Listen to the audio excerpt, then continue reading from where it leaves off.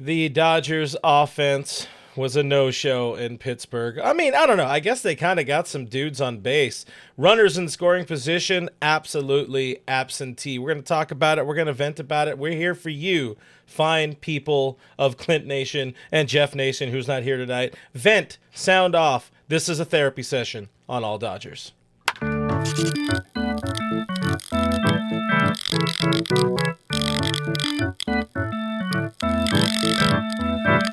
Coming at you live from my home studio in beautiful La Puente, California. This is the All Dodgers podcast. We shouldn't be hitting memes, but we're hitting memes. What is going on, party people? All Dodgers is part of the Bleav Network, presented by FanDuel. We appreciate FanDuel, and we're going to get them up on the screen. We're also going to get my buddy, my pal, my friend, Kevin Skinner in the flesh. It's just the boys tonight. It's a little throwback Wednesday for you. Yeah, Dodgers suck. I'm waiting for the real Dodgers to show the F up because, man, we had offense yesterday, and then the bullpen, maybe sometimes it may be good, maybe sometimes it may be shit. And then, by the way, I will say, we are not doing foul words on this show. I mean, sound off in the comments or whatever. We are doing voicemails, keep them clean. I own the thing, so I'm going to say things that I think are funny here and there. But yeah, yesterday it was bullpen, and the offense kind of did some things today. Emmett Sheehan was fine, pressed into duty, and offense did basically nothing when it mattered the most. Kevin, I know you're doing some homework when it comes to this, looking at these numbers, looking at things, trying to find a through line that'll make us feel better about this team once guys come back. But first, just thoughts on this game and really thoughts on this very crappy series so far. So this to me feels very much like the beginning of the year when we didn't have the starting pitching and the offense was going crazy, and it was like we can't get a starter to go past 5 innings, and it kind of looked like the Padres do right now. They have a decent enough offense, and yet their starting pitching is taxing their bullpen, and that's what happened to the Dodgers early in the year. Well, not like the beginning part of the year, but I'm talking like mid-April to June, where we couldn't buy starting pitching to save our lives. You know, Glasnow was hurt, Snell was hurt, Kershaw hadn't been back yet. We're relying on guys like Tony Gonsolin, who ended up getting hurt, Dustin May, stuff like Landon Knack, stuff like that. And it was a situation where it's like, oh man, the offense is great, but we can't get starting pit. They're always playing from behind. The starter would give up 2 runs, and so you're playing from an 0-2 deficit, and the offense is trying to play catch-up. This feels like the inverse of that. The starting pitching's been great for the most part. It's been phenomenal, but the offense can't get it together, or the bullpen can't. It's just they haven't put a complete, at least in Dave's terms, they haven't put a complete game together yet. No. They just, they have at different points, but it's just so inconsistent. Yeah, it just feels like the season. At some point, one of the 3.5 major pieces, the major pieces being starting pitching, offense, bullpen, and I'll count a half point to defense. One of those pieces is missing. And so they haven't played a complete game of baseball, which this is weird for this organization. The Dodgers are usually a very well-knit, buttoned-up team that plays a good brand of baseball, and we just kind of haven't seen that. And so it's weird. Like, they're still ahead in the NL West. Thank you, San Diego. But it's weird for us spoiled Dodger fans who are used to just, like, them running out a lineup where it's like, okay, so no matter what happens, at least we'll see good base running, good defense, and they're not going to beat themselves. Well, yeah.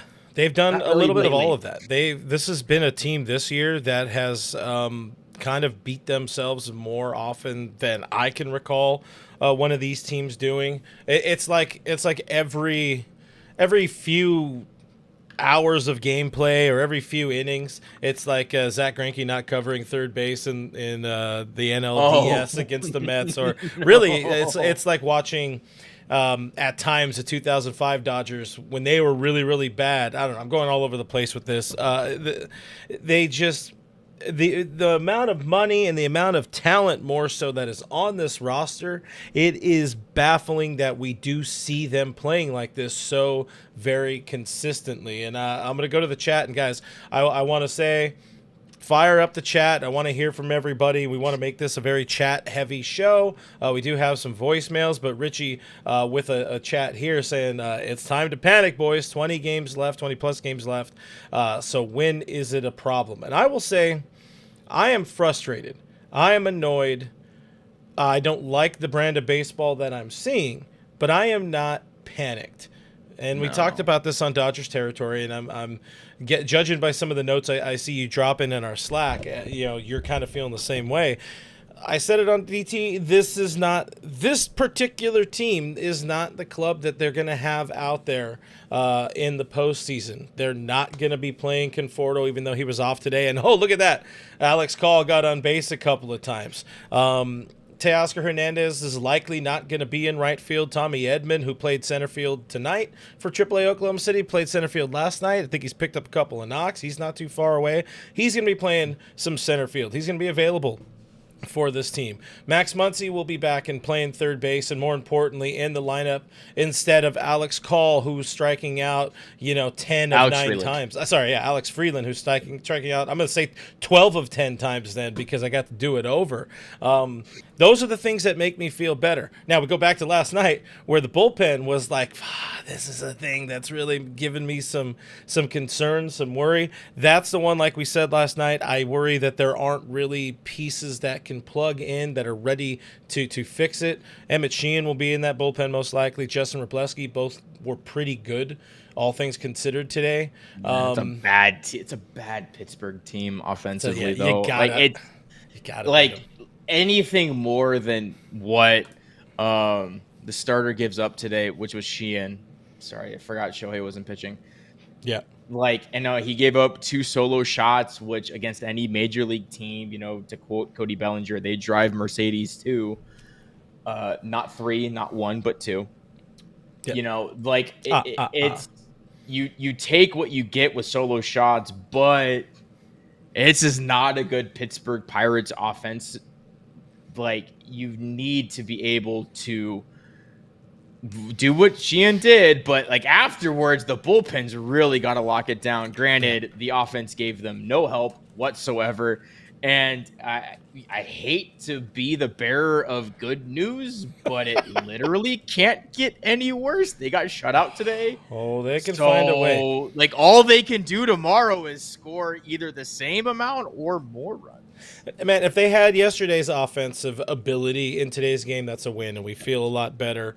I don't feel great about tomorrow. We'll talk about that more later on in the show. Snell v. Skeens. Of course, Skeens is likely going to be. Oh no, it's not. It's not. Shohei, it's Blake Snell versus Paul Skeens. Yeah. Shohei got scratched today. I thought he got pushed. He's not. Yeah. They're sticking with that, and I mean it's a marquee matchup for sure. I'm looking forward to watching that. I won't be watching it in person. I'm going to. You're going to Pittsburgh? No, but I also won't be watching it in TV person because I'm going to Rancho tomorrow, going to the Quakes. It's going to be my final Quakes game with the team as a Dodgers affiliate. So me and the boys and everybody are going out there. We're going to tailgate, party heavy, and then it is Thirsty Thursday, and they do that fun. And we're going to get drunk and yell at Tremor. We're going to yell at Aftershock. If anybody's at Lone Depot Field, or Lone Mart Field in Rancho, come by, say hi, buy me a beer. They're only $4. NS in the chat says Jeff's not here, so I can say this offense sucks ass, right? All right. You could say that either way. The only things that Jeff asks people not say, particularly on the voicemails, are the F word and GD. That's it. You could say whatever else you want. You could say what you want in the chat as well. I thought I could have sworn we made that relatively clear, but to reiterate it again, the offense sucks ass. It sucked ass today for sure. Blake Paxton, it says as long as the FanDuel odds are still in our favor, we're all good. And perfect timing for Blake. What a setup from our friends at FanDuel, proud sponsor of the All Dodgers podcast, or presenter of the All Dodgers podcast. With the Padres losing, remember, they got it worse. They got swept by the Baltimore Orioles at home, too, by the way, where the Padres are very good. They are a very good ball club at Petco Park. But Dodgers minus 500 to still win the NL West. And the Padres... Dodgers, I thought you said the Padres are minus 500. No, yeah. The Dodgers being minus 500, by the way, better odds than we got yesterday. Yeah, it went up. Nope. So I still Or it was better. I don't. well Depends. it Are went we down? talking like absolute value? I'm sorry, math is. I know. It's Listen, not a math listen. podcast, Don't but- be that. Don't be that kind. Don't let the Asian come out at you right now. All right. What's wrong with you? No. All right. You can do super chats. You can do, yes, yeah, absolutely. I want to shout out, by the way, Francisco for a 1999 super chat. What a guy! But Francisco left a super chat before we were even live. He had thoughts. And that is awesome, Francisco. Been an awesome supporter of the show. But here is one. We got two from Francisco. Let me big it for everybody. But says for 1999, first it was wait until the All-Star break. Yep. Then it was wait until the trade deadline. Yep. And then it was wait until they get healthy. Now they'll flip the switch when it matters enough. Excuses already. This sadly is pathetic. I'm not going to disagree that it is pathetic, but I do think there is something to the whole idea of flipping the switch because how good they are, or at least how much better they are against teams over 500, of which they will exclusively play in the postseason, versus how bad they are against really bad teams under 500. There is something to say about that, and add in the fact this is a team that went to the World Series last year. I mean, they've got to be bored going through this season. Doesn't justify it, doesn't make it okay, but I can understand it. So I will say, when you talk about waiting, it's the hardest part. Tom Petty told me.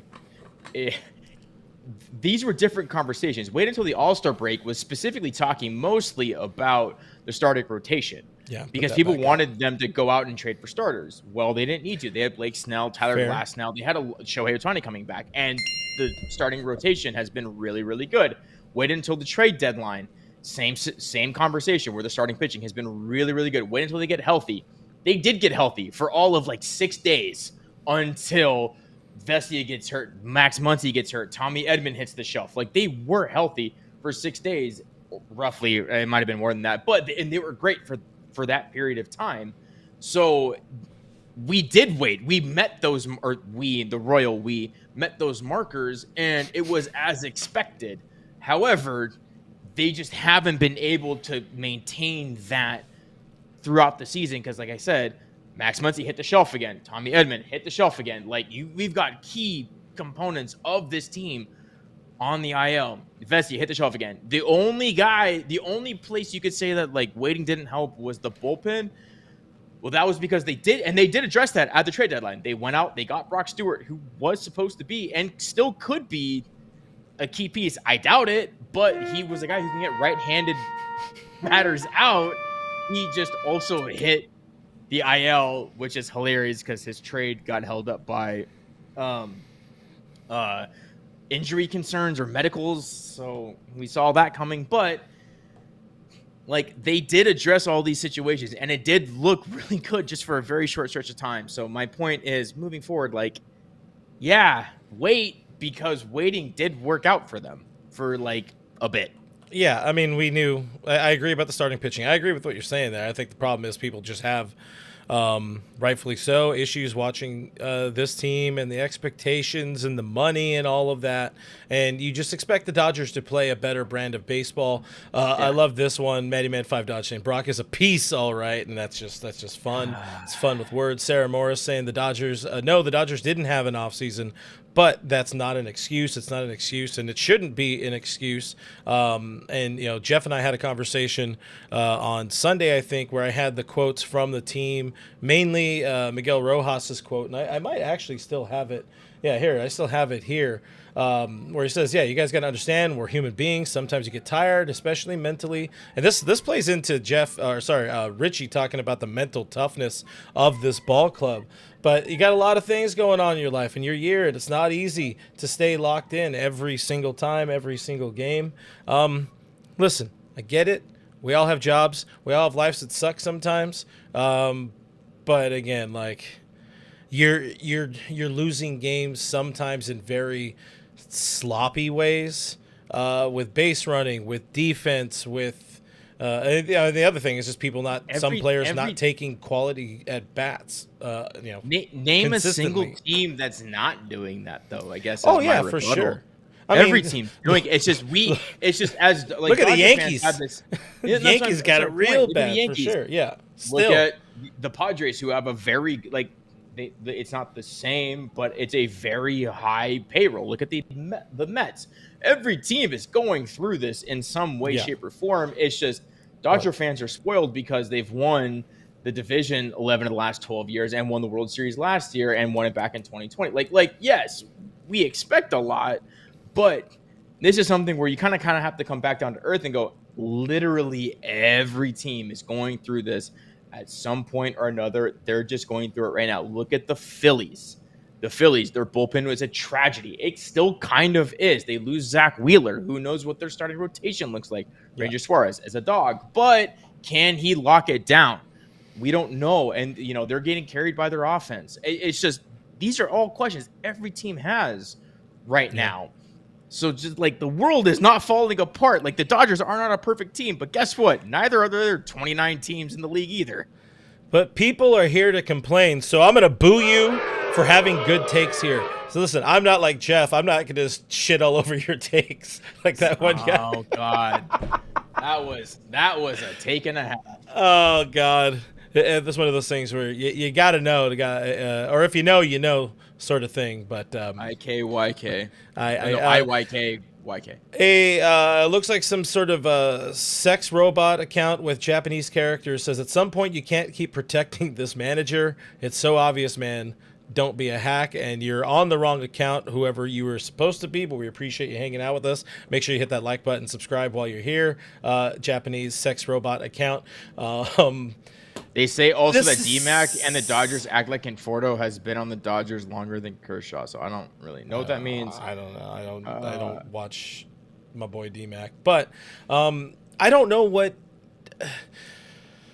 I know what people, because I've been in the seat. I've been in that viewpoint where I would love to see Dave, just air people out and talk a bunch of crap. But Kevin and we're talking before going live.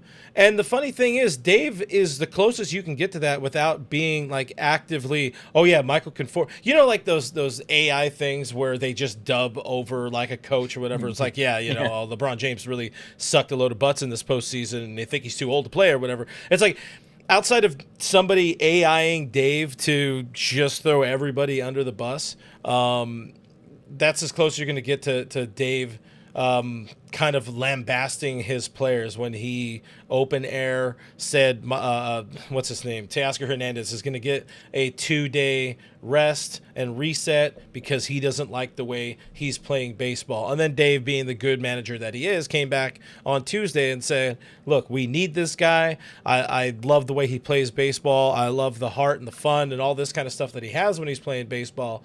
But we need to also have some of that fire back under him, and that's something that even Teoscar said. Like, I'm kind of missing something right now. He admitted also as well to pressing and trying to do better than he did last year. We don't need better. We just need last year. We need that version. And this team, what we saw yesterday, they produced because Teoscar had a couple of hits, and I think he also had. Well, today he mixed in some walks. But when Teoscar Hernandez gets runners in scoring position and he produces. This team, combined with Max Muncy eventually rejoining, that's the team we know and love. And that's where, again, I am less worried about 3 weeks from now and the postseason from now. I'm not as worried about it. I really hope I'm not wrong in 4 weeks. I hope to God I'm not wrong in 4 weeks. But I think it's going to be a much better presentation then than what we're seeing now. I think so. I like that Teoscar outwardly said. So to just kind of go back to the beginning. Dave has called out. People were talking about, Dave doesn't call out Conforto. Dave has called out Conforto. He said he's like, even though he's played, he's got to earn his playing time. That's as close as Dave will get to calling out a single player.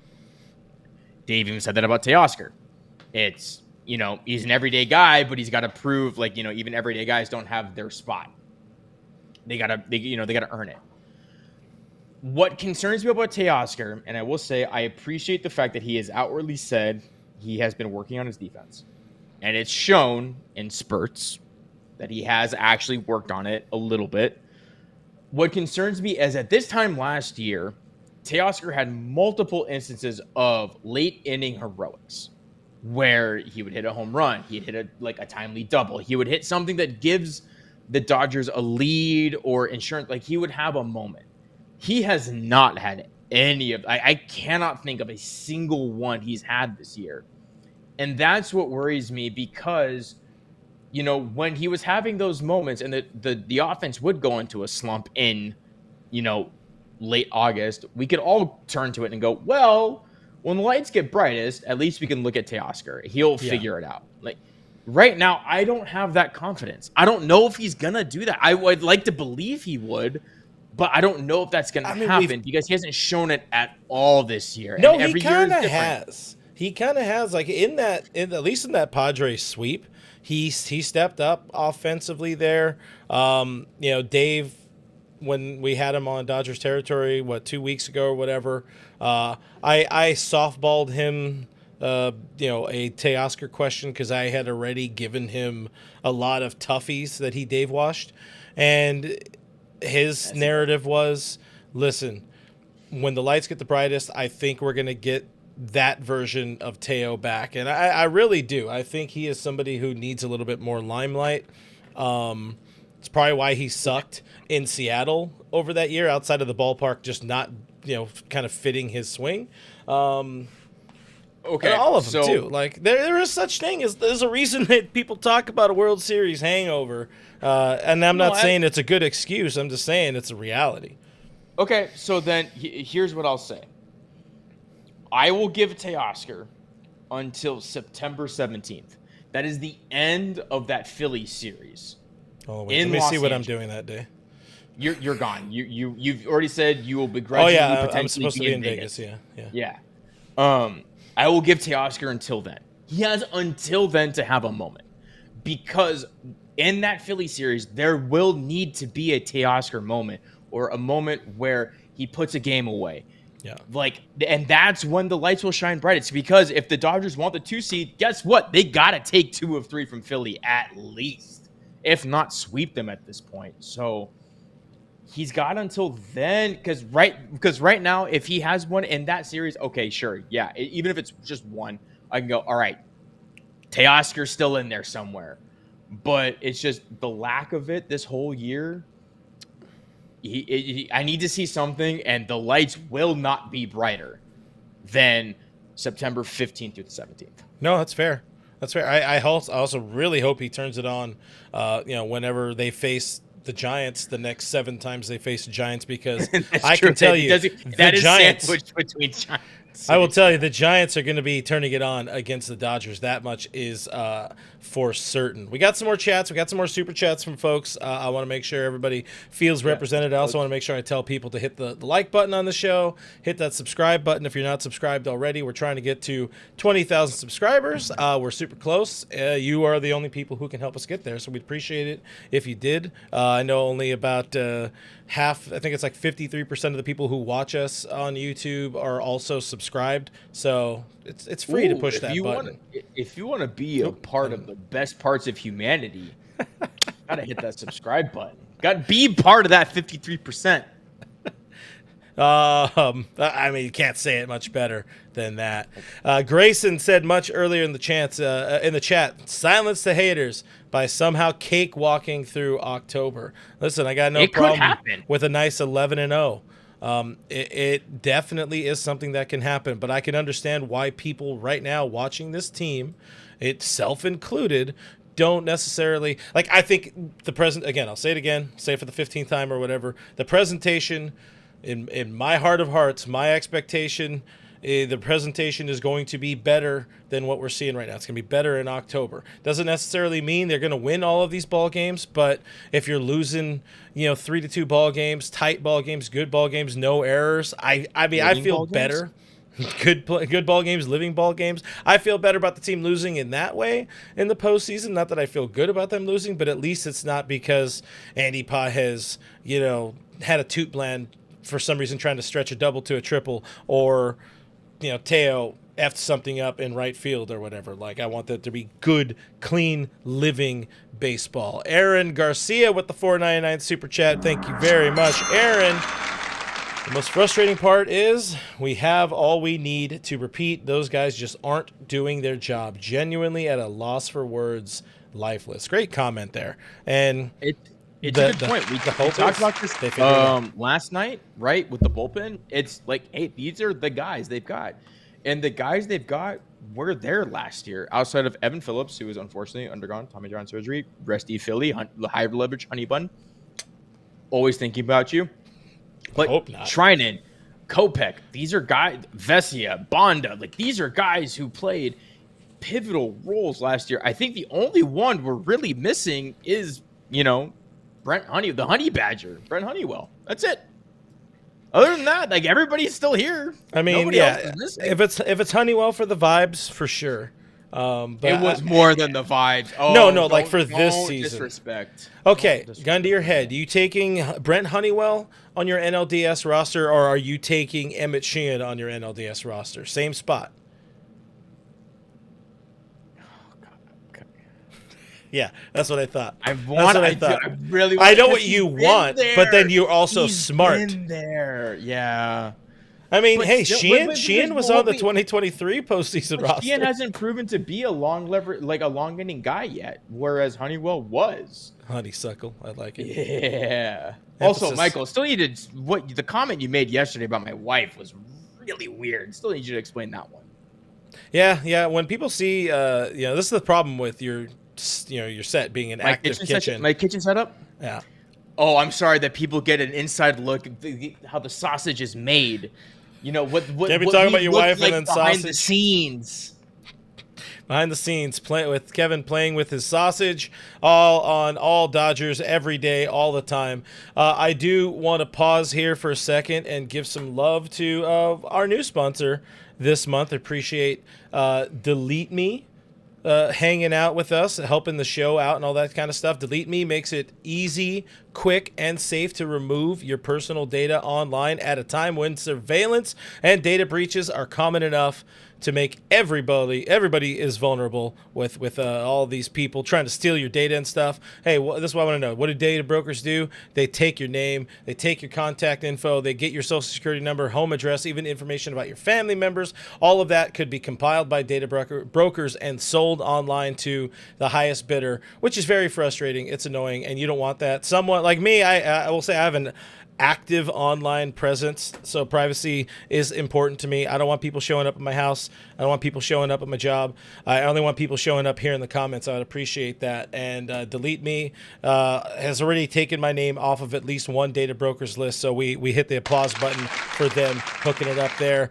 Take control of your data. Keep your private life private by signing up for Delete Me. You can help the show as well by signing up for Delete Me, and there is a special discount, as you see here on the screen. If you are watching, you get 20% off. If you are one of our listeners or watchers, 20% off your Delete Me plan by texting HIT, that is HIT, to 64,000. The only way to get that 20% off is to text HIT to 64,000. That's HIT to 64,000. Message and data rates may apply. Thank you to Delete Me, and thank you guys for supporting the brands that support us here on All Dodgers. And now I have a spicy question that's in the form of a super chat for us to come back to. Carlos with the $2 super chat asking, honest opinion, thank you very much for the super chat, do we repeat this season? And I'm putting this on you, Chief. Do the Dodgers repeat with the best version of the roster that we are expecting to return? Are we talking like statistically? Because I'm gonna go with no. Statistically, we don't. Wait, where's Jeff and his fan graph? That's what I'm saying. Because statistically, we're at like a 35% chance to repeat, and so I'll take the 65 to not. So I will say, of every team in baseball right now, if you deconstructed every team and looked at their strengths, their weaknesses, their highs and their lows, I do think the Dodgers have the best chance right now, especially in the National League. The Dodgers have arguably the best starting pitching, which we have said for years is the most important part of going into the postseason. The Phillies losing Zach Wheeler, that's no joke. I know the Dodgers did it last year. Kind of did it without it last year. I know, but every year going into the playoffs, it's like, oh, well, this starting pitching is going to be the demise of us. Well, this year, we will have probably the best starting pitching going into the National League, playoff series. So yeah, I'll take that. I will take this Dodgers lineup over pretty much anybody besides maybe the Padres, because their lineup is absolutely nasty. If they can actually figure out how to like sequence guys properly, they like, lost Bogarts. My buddy Kyle Glazer over on I know Territory they lost Bogey, but they're also throwing Manny Machado. Have you seen Manny Machado? How MIA he is. The Padres faithful are turning on Manny. I get it. I don't know why. It's like the Dodgers. You don't know why. He's hitting 214 when the games are the most important. Same like we saw. Like matter. You gotta trust the back of the baseball card to a degree. It's the same feeling I have when Dodger fans turns on Mookie Betts. Why? He's one of the best players in baseball since we've been alive. There's no reason to turn on the guy. Yeah. Same with Manny Machado. He'll figure it out. I truly believe that because he's just that guy. I know there's a Mookie. People had something they could point to, something that was different. I'm not on here trying to defend the Padres and Manny Machado. I'm just saying that Padres lineup is good if they figure out how to sequence the guys properly. And bullpen-wise, I don't think there's any super bullpen as much as the Padres want to believe there is. I mean, that loss of Jason Adam. Yes, the loss of Jason Adam.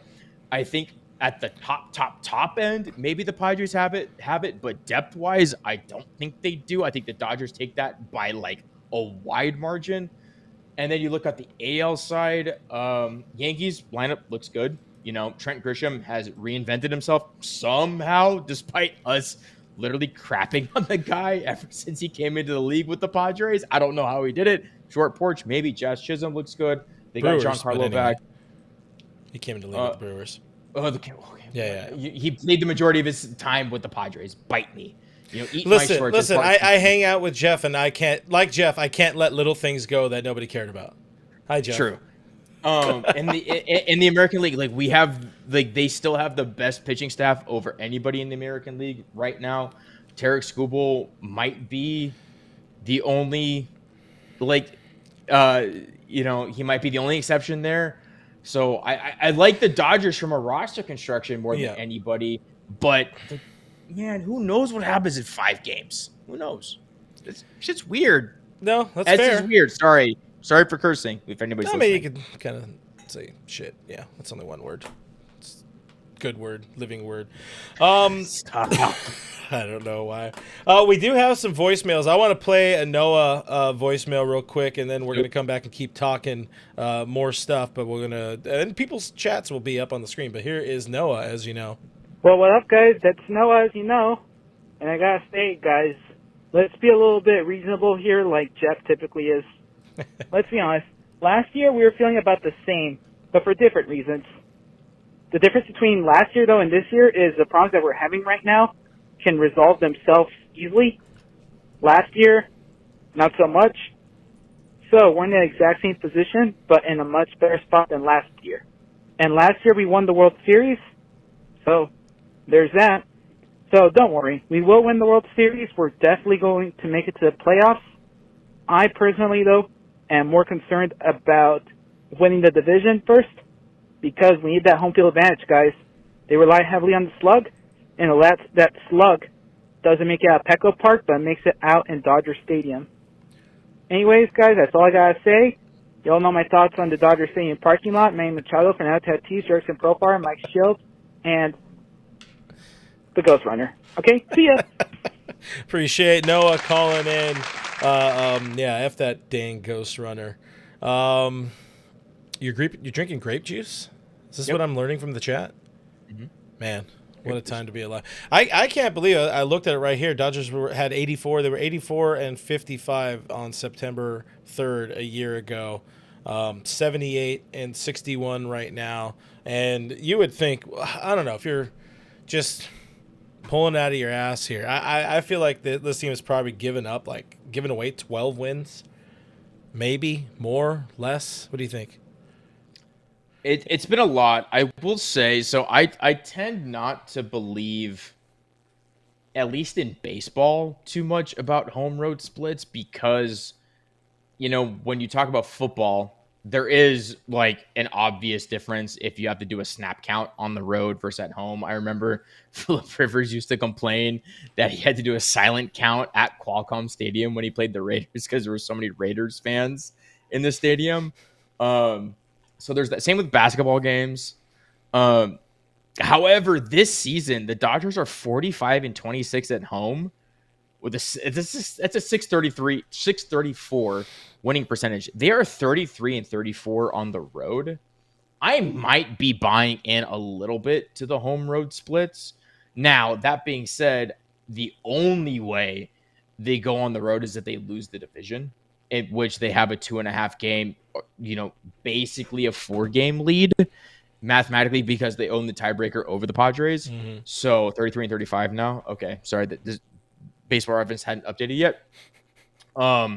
Still, so maybe that, or further proves my point that I think this home series might matter more if they end up playing in it. Again, that series against the Phillies is going to mean a whole lot whether or not the Dodgers get the bye. So yeah. I mean that one to me, getting that bye, having maybe some home field advantage against everybody but the Brewers, that is something pretty dang important to me. I think it should be important to this team as well. But also just starting to win some ball games, getting some guys back, getting the last couple of guys back and winning some ball games. I'll start to feel a lot better. I also, watching today's game, and I kind of talked about it earlier, but no Conforto in the lineup, and Alex Call right away walks in his first at bat, dumps a single to right field, I think in his second or his third at bat. And right away, I'm just like, at this point, you cannot. Plus better defense, better base running. You cannot play Michael Conforto anymore. Like maybe once a week, but if Conforto's in the lineup tomorrow against Skeens, I won't say I'm going to lose some respect for Dave, but I'm gonna raise some eyebrows. I'm gonna have some questions about that because we've been told now for months. First, it was 250 at bats, so we're gonna figure that one out. What would have happened last year if Gavin Lux didn't ever figure it out?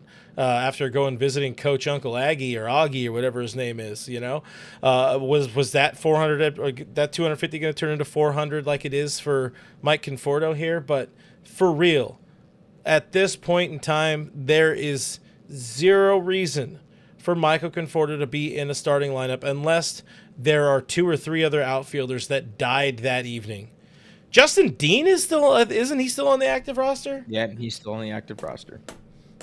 You also have Hesson Kim, who you were trying to say could play some left field. Put up or shut up time. There is zero reason. Michael Conforto hasn't hit over 200 since like early April, mid-April. He had no reason. He had a bit in August where he had. But he's still like the average. Or July. The season average has not got above 200. The highest it got was like 197 this season since April. No, trust me. Sorry. I look at you go on my Google. It says you look at this page a lot. Thank you, Google, ratting me out. Is it really? I thought he had a stretch in August where it was like above 200. Oh, hey, here's a great palate cleanser. No, it was 197. My goodness. Yeah. Wow, it's like what I said. I'm big time stats boy over here. I love this one from Nando390. So when's Roki Sasaki officially become a bust? This year's a wash. For sure. There is no world unless Roki Sasaki signs with another team and becomes their ace. There is no world in which Roki Sasaki is a bust. He was a minor league addition. Mm-hmm. I was telling everybody this in the offseason. You were. When they signed him, he is a project. His fastball is flat. He has 2 pitches. He needs to develop a third. And guess what happened? Yeah. It was the same problem. He had 2 pitches. People sat on his fastball and hit it when it was at low velo. They just ignored. They spit on the splitter. That's what happened. And right now, he might be injured. We don't know what's going on. His velo's down, but he will never be a bust because he's a minor league pitcher for all intents and purposes. To a degree, I could say there is a conversation to be had about a bust only in that there were just such massive expectations that, national If they media, send him to a major league contract, sure.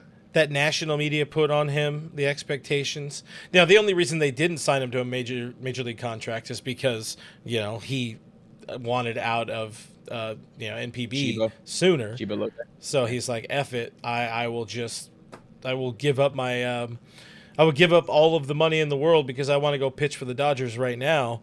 That all the collusion, according to Jim Bowden. But and that's such a great point. He's getting paid peanuts with a huge upside. That's what he is. Yeah, he's getting paid. And that's the thing. I think it's just for us smarter folk. It is easy to sit here and reset the expectations, but the idiots on the outside, you can imagine Padres fans, you can imagine national media, you can imagine the people who get all of their news from like John Boy clips and whatever. They're going to be like, "Wow, the Dodgers really screwed up Roki." It's like, no, trust. I early in spring training, we heard from people on the team, players on the Dodgers, not to do, a DMAC a certain player on the Dodgers. I mean, a certain player Good on the player, Dodgers. a living player. Yeah. Legendary player on the Dodgers about, just Roki not being, like you said, he wasn't good. Old. He wasn't good. But yeah, if you assign him, put him in your brain as a prospect, sure, then you feel a lot better. Anyways. He's he's Jackson Ferris with a higher upside. That's what he is. Ferris. He's got two really, really good pitches, but he needs to develop a third. And unfortunately, his first pitch, his fastball, is heavily dependent on his velocity. And so if he's throwing it at 95, man, it's very hittable. But if he's throwing it 98, 97, it's going to get some tail. It's going to be interesting. God, don't we all want to get some tail? Yeah, right. Like, don't we just a little bit? Yeah. So it's just let's shelve the Roki conversation for now. He's not the issue. He's not the problem. There's a certain Padres account that loves dumping on him. And it's like, can he do the same for you? It has nothing to do with development. That's where he's at. He's 24 years old. He's never played in Major League Baseball. Whatever. He's a work in progress for sure. I remember when Yuki Matsui signed for the Padres, and I'm like, oh, he's the next best pitcher, he's the next best reliever we've seen. He's got such a filthy changeup splitter combination, and now Padre fans in no short want him sent into the sun. See, I send people to the moon. It's It's nicer. It's colder there. It is cold. It's been hot over here in my neck of the woods. Anyways, the point of Roki Sasaki, non-factor for this year. Hopefully he has a good full offseason, healthy offseason of surgery if he needs. Huh? Surgery if he needs it. Gotta get it done. Based on what? I don't care. Roki is not a factor. I don't even care. I don't even care. Fire Mark Pryor. Dodgers, Raiders, everything says Dodgers team is turning me into an alcoholic, and you're I would a Raiders fan. The Raiders are turning you into an alcoholic more than. Hey guys, hit that like button for alcohol. Hit that subscribe button. I'm a Raiders fan, and every Sunday my wife gets upset at me because of my actions over how the Raiders perform. I'm just kidding. Well, also, I tend not to watch them after week 3 because they suck. But also, your wife should be upset at you for being on here, putting a call out for tail. Manny 5 Dodge earlier had this to say about the Michael Conforto conversation, saying, yeah, there's these things called stats in baseball, and you should have some in the last 2 months to play. Yeah, he has some, and they all point to bad. Don't be in the lineup. Can I defend Dave for like a hot second? You want to defend Dave? Just for a second. You want a soapbox? No. Well, hold on. I gotta push this button first. Where is it? There's somebody said Raiders suck. It's true. They do. Michael. They're gonna finish 4th in division this year. It's gonna be really ugly. Their defense is trash. I feel really bad for Max Crosby. I hope to God they get a cornerback to at least give Max a little more time than he's about to have, because he might get to the quarterback in 2.4 seconds, but it's not going to be fast enough. That being said, to Dave defending Michael Conforto is actually generally has been a good baseball player. It's very higher registry In his career, sure. Yes, so they needed to figure it out. That being said, right now it's September. That's why we're qualifying my goddamn answer. Right now, You're not supposed to say the GD. It's time because Jeff isn't I get here, it. I get it. asleep. All right. The Mormons, they had family night. They're going to bed right now. It's all time to snuggle up in the bed. Too much Taco Bell. We got it. Yeah. Yeah. It's time for them to give up on Conforto. I was sun comes up in the East today. Raiders suck. Yeah, true. I was slightly wondering if they were just hanging on to Conforto until September to make sure that like he didn't sign with another team and bite the team in the playoffs. Just like, you know, how weirdly former Dodger players love crushing the Dodgers when they play each other. Did you see Dennis Santana saving that game today? Did I ever? I feel good. Honestly, I feel good for him. I remember I was shouting in. Nope, that was Yancy Almonte, not Dennis Santana. Never mind. Another former Dodgers legend. But my point being, I thought they would hold on to Conforto just so that he didn't bite them in the butt by signing pre-September 1st. Now that September 1st is gone, there is no reason. Alex Call is here. Ha-Seong Kim is here. Like, there is no upside that Conforto gives you that Ha-Seong Kim doesn't. Ha-Seong Kim can strike out and ground into double plays just as good as Conforto can, but guess what? He can also run. So just throwing that out there. He can run. That is a big difference maker. I don't know how good he is defensively in left field. I mean, Conforto has his good moments and bad moments. Oh, he's got good moments up against the wall. He's. I was there for the Kershaw.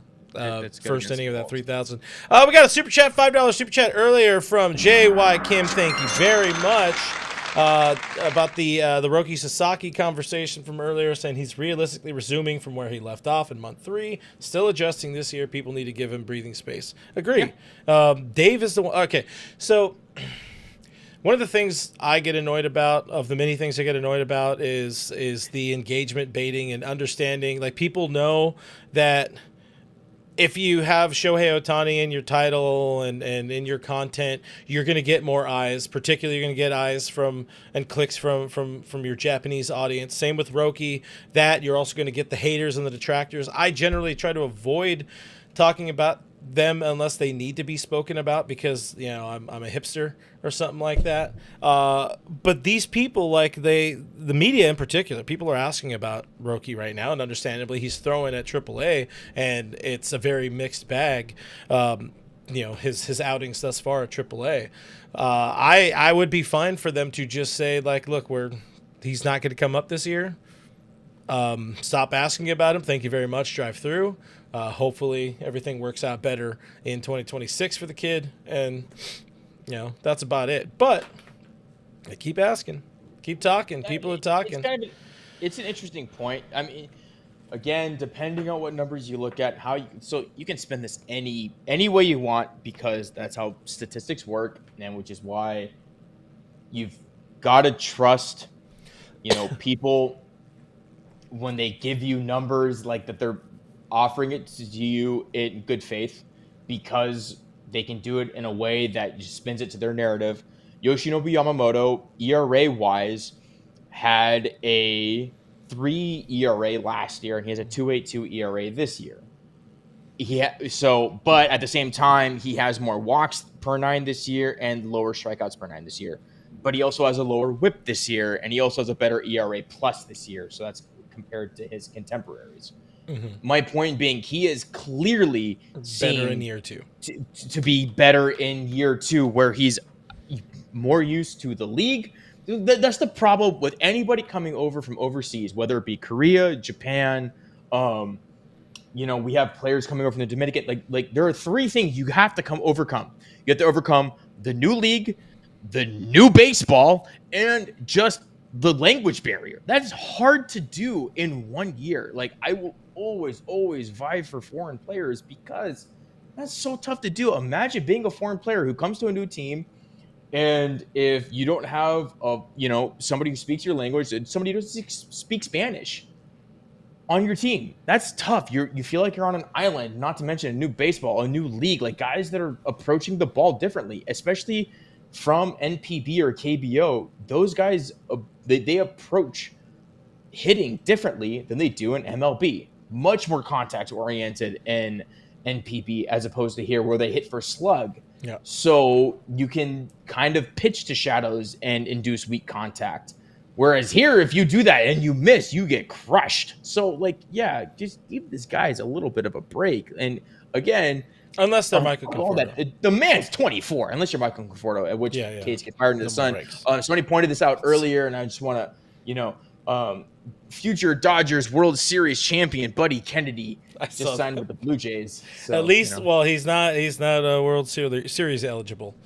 That's a team you got to watch. I missed this one, so I apologize to Francisco Diaz, but he also sent another $4.99 super chat asking this question: are we starting to worry about the team possibly, starting to worry? Will man, possibly you really are bad at reading.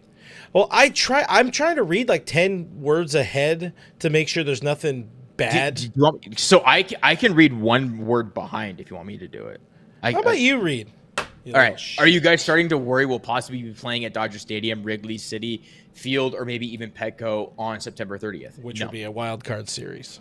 It would be a wild card series. No. The answer is no. I truly think the Dodgers will win the division, which means they will host whatever. If they play in the wild card, they will be hosting the wild card series. So, no. I have no worries about that. Yeah. Somebody who does have a lot of worries, a lot of concerns, a lot of things to say is Richie. As you guys, oh no, I was hoping I was wrong. As you guys would imagine, so we didn't do our Saturday stream because I was ill on Saturday, and we haven't done voicemails in a little while. So Richie had a lot to get off his chest, as he likes to let people know. He's got a lot to get off his chest. But Richie had some thoughts on our All Dodgers voicemail hotline, and I want to make sure. I'm gonna get some more grape juice. I want to make sure Richie has his opportunity to vent. So we're going to listen to Richie. We're going to come back and download and digest the whole thing in a few minutes. The last time I checked, when I'm constantly hearing Dodger Nation, Dodger Blue, a.k.a. Dodger Heads, in our channel, that we have plenty of time to figure this out, that I don't get too high or get too low over bad losses like this. And over a course of 162, yes, there's going to be bad losses. Yes, guys are going to go into a funk. Yes, we're all not going to be able to put it on together. But since Kershaw got his 3,000th historic strikeout, we have been below 500 since. Mm-hmm. It's just been unwatchable.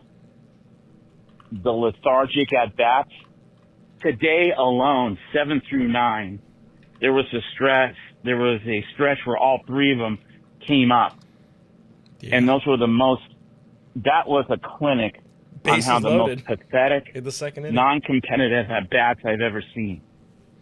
The Pirates hand you back-to-back bases loaded and you come out empty.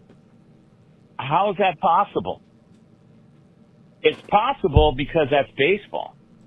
But when you have a top of the lineup that comes up with the bases loaded and nobody out, and we fail to even sniff a base hit, that's not a slump.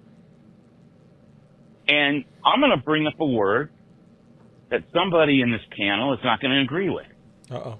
That mental toughness has a lot to do with it. Winning a World Series with 2.5 starting pitchers and a bunch of guys in the bullpen that dug deep and got it done against a team that had us by the short hairs, and we wound up beating them and making it all the way and clinching in Game 5, that's mental toughness.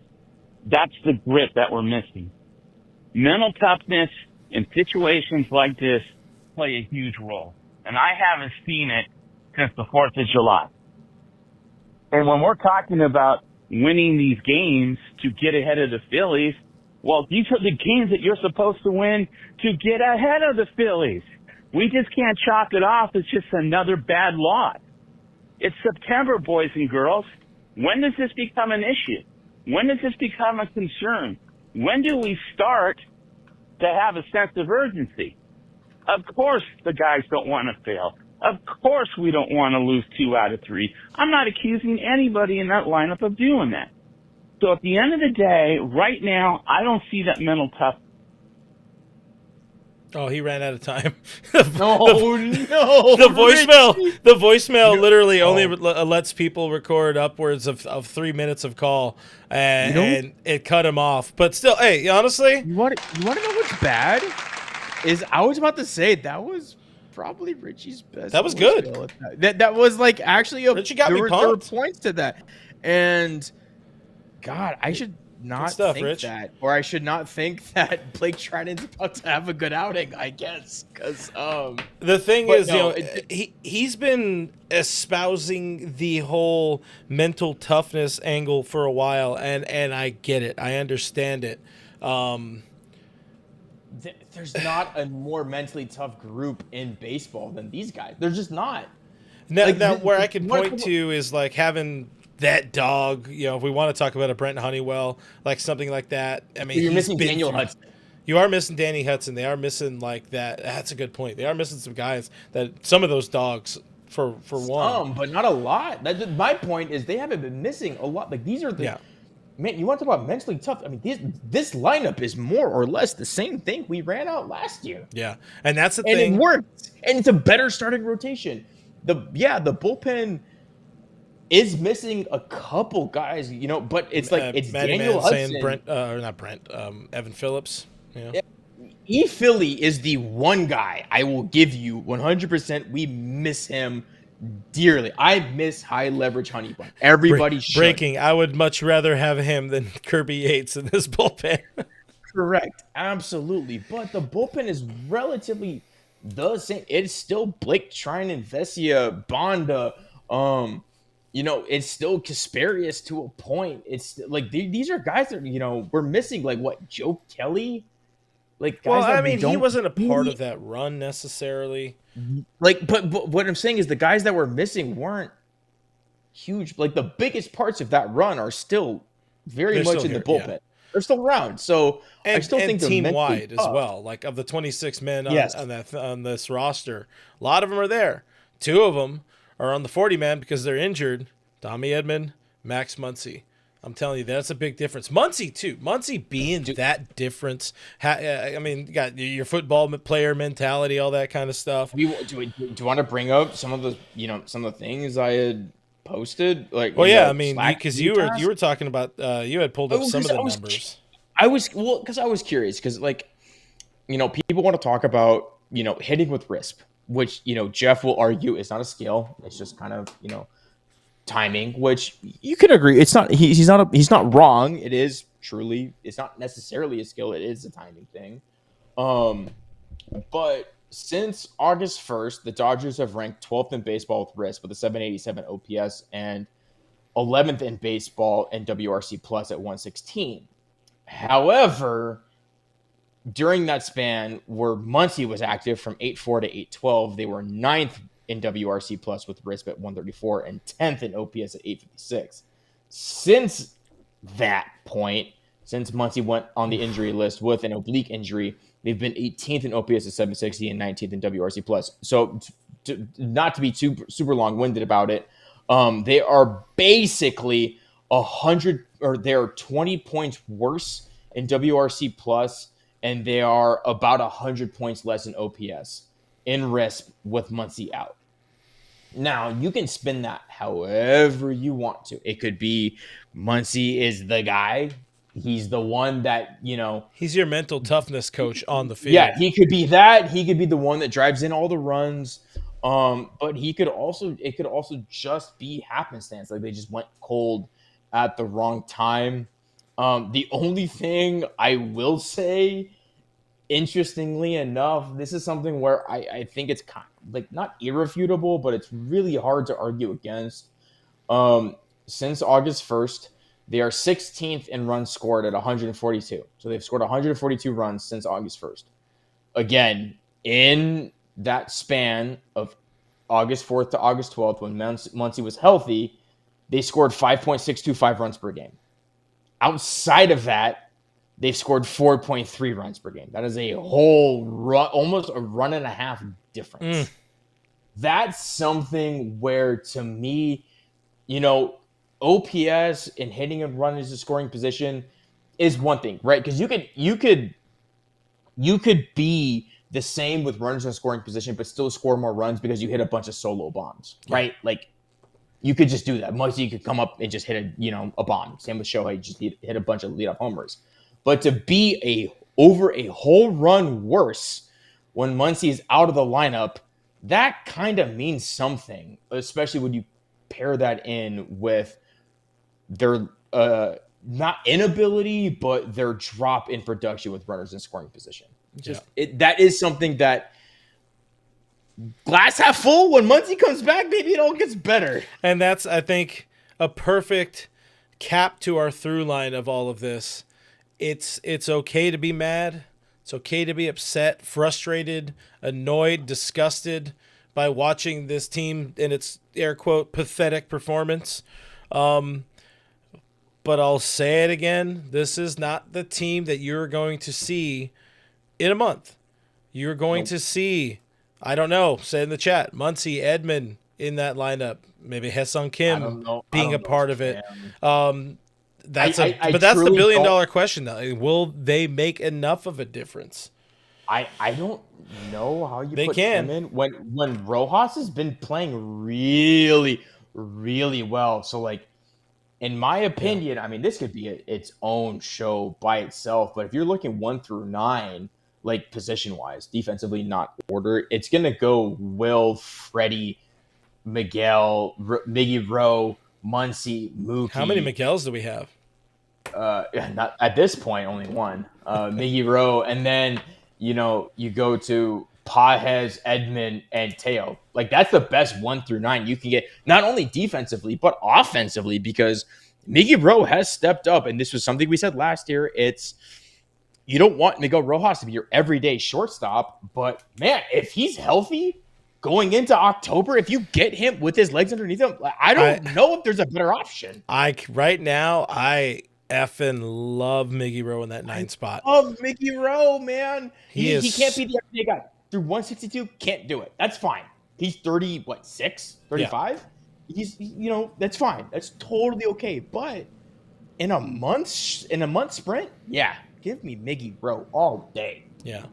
And again, that's no Michael Conforto in the lineup. That is no Alex Freeland in the lineup. These are, dare I say, good players, living players coming back to this lineup not too long from now. And Richie made in his voicemail, the last point that he made was, when do we stop? In so many words, like, when do we stop saying, like, oh, things are going to get better or whatever? Like, when do we get worried? And I like what you said. September 17th. That's the series finale against the Phillies at Dodger Stadium. That is a massively important series for the Dodgers, for the fan 2 base. Weeks from today. Yeah. You got 2 weeks from today to figure your ish out, to be a good baseball team, to either create separation in the National League West or to gain ground on the Phillies. You got 2 weeks to do that. At the end of that, might be. Dr. V, I see you saying, I hear you guys, but that's a lot of ifs and wins, and welcome to baseball. That's welcome to baseball, welcome to sports, but also welcome to the story of the 2025 season for the Los Angeles Dodgers. All these ifs have kind of happened. Muncy injuring his side through a big wrench in things, as Kevin rattled over the numbers. a little bit ago. This is a much better team offensively when he's in that lineup. Is he the savior? No. Does he make the lineup better? Yes. Is it a good lineup? Absolutely. Do they play better when they play good teams? Absolutely. Will they play good teams in October? You're darn tootin' they will. So that's why I feel better. That is why I feel better about this team eventually. Doesn't mean I'm enjoying watching what we're seeing right now, and that's why we're here to complain all together, and that's why it's okay for tomorrow too. Hey, it's Skeens versus might get worse Blake before it Snell. gets better. By the way, our friends at FanDuel, Dodgers still the money line favorite, minus 124 to the plus 106 for the Pirates, which it should be. Really? The Pirates are plus money? This isn't betting advice, by the way. My surprise is not betting advice. Anyways, there's your money line right there. Throwing that out there. I don't know. I like Snell, and this is a big opportunity for him to be a stopper. Yamamoto's been a stopper a whole bunch for this team. Now it's time for B Snell, for Dave Vassay's BFF to do something. Snellzilla? No. Let's call him B Snell. I don't like the Snellzilla thing. I'm not a fan. What's wrong with Snellzilla? I don't like it. I think it's stupid. You're stupid. Thank you. And that's enough of Kevin. I love this. I want to read this comment from earlier from Diane, giving some love to Richie on that voicemail, saying Richie doesn't need to cuss, drop F-bombs. He makes more sense like this rather than he's making bad jokes. That's a great comment. That might be the best backhanded compliment this show ever gives. Richie, listen to Diane, and that's right. Coming, yeah. That was coming from a place of love from Diane as well. Yeah, it absolutely. It was a great voicemail. It was great. I told you. I honestly, that one I wanted there to be more. I think there's some more left to be said. Some motivational, mental toughness there. Maddie Man saying it was deeply heartfelt. Yeah, from Richie. It was deeply heartfelt from Richie. Richie, what we're saying is you have the opportunity to be the people's voice. You just need to choose your words very carefully. But his favorite word is the F. Hashtag free Richie. No, that's why I said carefully, which it's not that careful. I think I'm about done with this one, guys. There's only so much. I don't think this was a sunshine pumper sort of episode, but it felt like it at times. Out of all of the episodes we've done, it was one of them. And the Dodgers need to salvage a series again. They need to take one from the Pirates. They need to not get swept. The Padres got swept by the Orioles. Which, okay, question. Arguably. He's the best. Who's better than Paul Skeens right now? Well, you went Tarek Skubal? Are you Scoobs man? Are you Scooby Doo? Scoober Doober? You want to move on? No. What I'm saying is, so question.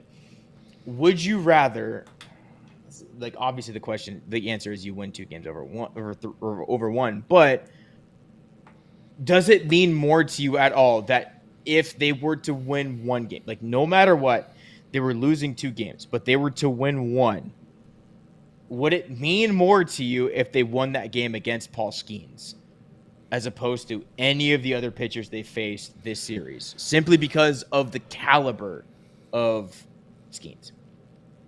I mean, facing an ace, facing the likely National League Cy Young Award winner, it makes you feel a little bit better. But I would feel a lot bit better if they put any points on the board today. I would have felt a lot better as well. Winning 2 or 3 in a series and losing to the ace, I feel a lot better than winning the 1 game against their ace and losing 2. So what I'm saying though is if you win 1 of 3, but the win was today as opposed to tomorrow, I'd rather win the game tomorrow as opposed to today. So maybe they can salvage the series. I don't know. I feel good. FanDuel feels good. Dr. V asking, what's my copay for today's therapy session?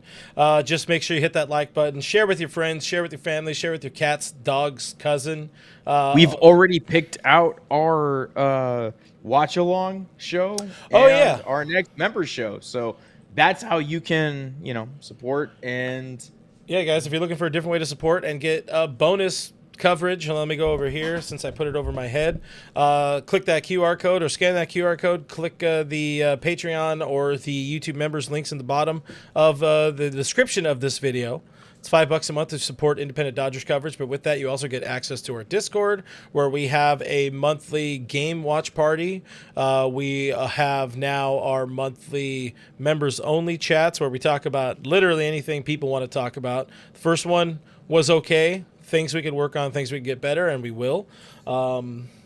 And other things, also game watch parties and all that kind of stuff. So do check that out if you don't mind. Again, you're supporting independent Dodgers coverage if you do it. If you don't do that, I'll cry, but just hit that like button and say nice things about us. Or hit the dislike button. If you hit... No, we'll hit it twice if you're going to hit the dislike button. No, just hit it once. It's fine. Do it for me. I love this one from Steve. Steve says, Clint cracks me up with his points. Must drive purist nuts. Gives them the runs, I'm sure. Yes!